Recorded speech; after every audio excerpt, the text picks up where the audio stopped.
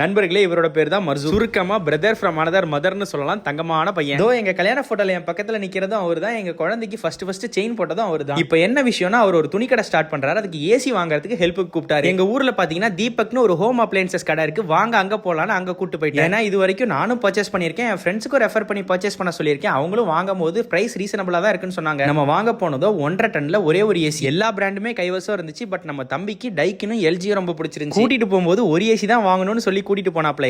அதுக்கப்புறம் தான் சொன்னாரு, ஒன்னு புதுசும் ஒன்னு யூஸ்டும் வாங்கலாம் நினைச்சேன். பட் இவங்க கோட் பண்ண பிரைஸ் எனக்கு ஓகேவா இருக்கு, அதனால ரெண்டுமே புதுசா வாங்கிறேன் அப்படின்னு சொல்லிட்டு 76,000 பே பண்ணிட்டாரு. நான் கேட்டேன், திடீர்னு என்ன ரெண்டுமே புதுசு வாங்கலாம் நினைச்சீங்க? இல்ல ப்ரோ, பிரைஸ் நானும் வெளியே விசாரிச்சேன், இவங்க சொன்ன பிரைஸ் எனக்கு பிடிச்சிருந்துச்சு, அதான் நறுக்குன்னு ரெண்டையும் புதுசா தூக்கிட்டேன்னு சொன்னாரு. போன ஷாப்பிங் பட்டுன்னு முடியும் நான் எதிர்பார்க்கல. ஷாப்பிங்கை முடிச்சுட்டு என்னையும் வீட்டுல டிராப் பண்ணிட்டு போயிட்டாரு. ஒரு 3 நாளாவே பாத்தீங்கன்னா பேக் பெயினால அவஸ்தப்பட்டுக்கிட்டு இருக்கேன். ஷாப்பிங்கை முடிச்சுட்டு வரும்போதே மாத்திரை வாங்கிட்டு வர்றதுக்கு மறந்துட்டேன். அனிருத் அண்ணா பாட்டை போட்டுட்டு வாக்கிங் செஷனை ஸ்டார்ட் பண்ணிட்டேன். மரத்தை சுத்தி டூயட் பாடி லவ் பண்ண எனக்கும் தான் ஆசை இருக்கு. ஓ, இந்த ஆசைலாம் வேற இருக்கா உங்களுக்கு?